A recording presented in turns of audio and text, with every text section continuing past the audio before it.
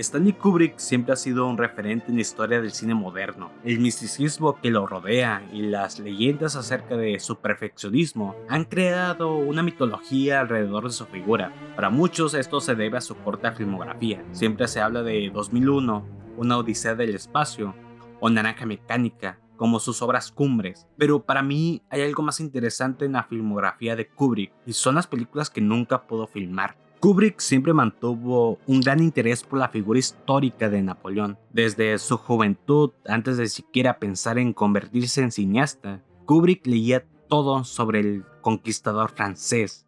Una vez se le preguntó por qué tenía tanta fascinación con Napoleón, a lo que Stanley Kubrick respondió: fue uno de esos hombres raros que trastocan la historia y moldean el destino de su época y de las generaciones venideras. Después de 2001, Una Odisea del Espacio, Kubrick inició los planes para realizar su película épica sobre Napoleón. La preproducción comenzó con una exhaustiva investigación. Kubrick leyó biografías de la época, modernas y documentos relacionados. El resultado fue una serie de archivos de datos categorizados, que iban desde los gustos culinarios de Napoleón hasta información climatológica durante las batallas. Se reunió con el profesor de la Universidad de Oxford, Felix Markham, especialista en historia, que había pasado 35 años estudiando la vida de Napoleón. Kubrick adquirió los derechos de la biografía que Markham había escrito. También envió a un asistente de producción para tomar fotografías de todos y cada lugar en los que Napoleón había estado, y contrató a 20 estudiantes de la Universidad de Oxford para resumir las biografías de Napoleón. Crearon un archivo biográfico con 50 figuras históricas que aparecerían en la película.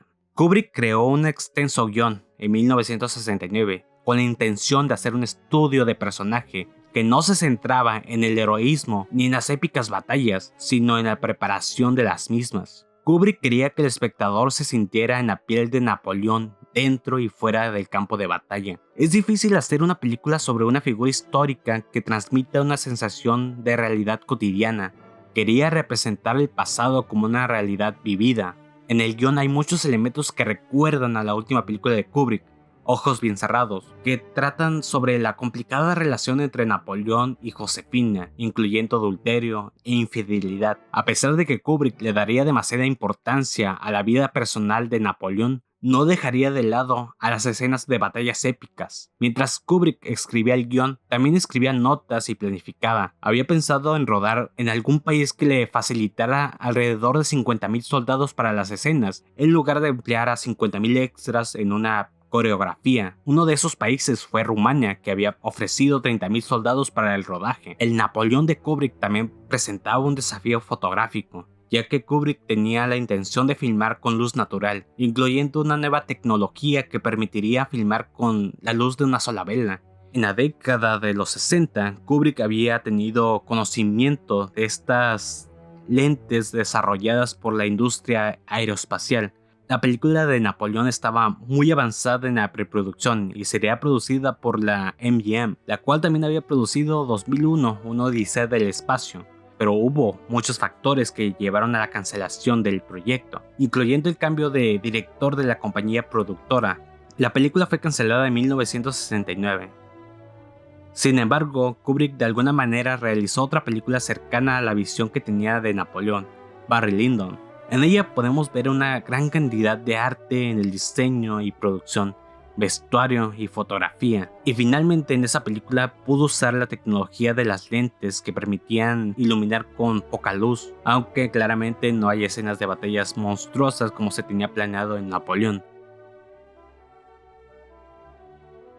En la década de los 90, Kubrick tenía en mente realizar una película sobre el Holocausto. Sin embargo, por sorprendente que suene, quería centrarse en el tema de la propaganda y en figuras como Goebbels, pero Kubrick nunca encontró una historia que realmente lo satisfaciera, hasta que encontró una novela titulada Mentiras en tiempos de guerra, que trata sobre una mujer judía que hace un viaje con su sobrino para convertirse al catolicismo y evitar de alguna manera la persecución. A diferencia de Napoleón, no avanzó tanto en preproducción ni investigación, salvo por un primer borrador de la adaptación del libro a guión y la selección de una actriz para el personaje principal. Pero cuando Kubrick se reunió con ejecutivos, recibió una mala noticia.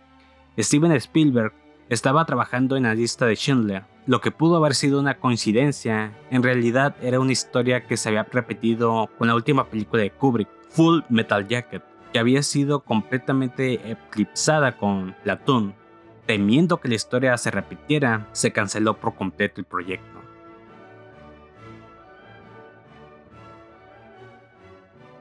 La primera vez que muchos escuchamos el término inteligencia artificial fue a través de la película dirigida por Steven Spielberg con el mismo título. Lo que muy pocos sabíamos hasta entonces es que originalmente sería una película de Stanley Kubrick, pero esto nunca ocurrió debido al fallecimiento del director.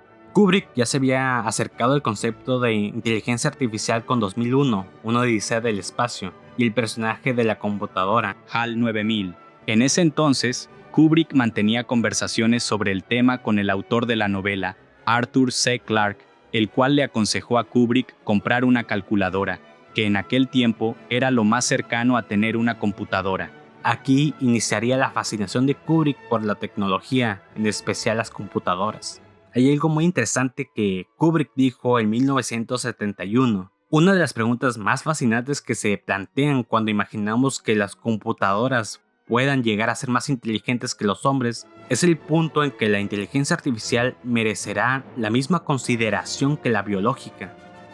Era lógico que Kubrick tendría mucho interés en la inteligencia artificial, y este tema tendría que volver en su filmografía. En 1982, el director encontró una novela de Brian Aldiss, Los superjuguetes duran todo el verano, publicado en 1969. La historia trata sobre un niño robot y su madre humana. Kubrick veía en la historia una cierta conexión con Pinocho, mientras que el autor de la novela no estaba satisfecho con esa visión, lo cual significó una separación en la hora de la escritura del guión. Hay algo muy particular en este proyecto. Si han visto las películas de Kubrick, notarán que la mayoría son películas para adultos que exploran la condición humana. Sin embargo, en el caso de Inteligencia Artificial, la película es un cuento de hadas que de alguna manera sigue manteniendo esos temas filosóficos y existenciales, pero desde la perspectiva inocente de un niño. Esta fue una de las razones por la que la película tardó tanto en escribirse. En los 90, Kubrick se enfrentó a otro dilema, la tecnología de los efectos visuales. Afortunadamente, Spielberg estaba trabajando en Jurassic Park, una película que significó una revolución en los efectos generados por computadora. Kubrick vio una posibilidad de que su película viera la luz. Algo interesante es que Kubrick quería que el personaje de David fuera generado totalmente por computadora. Sin embargo, todavía era demasiado temprano para ese tipo de efectos.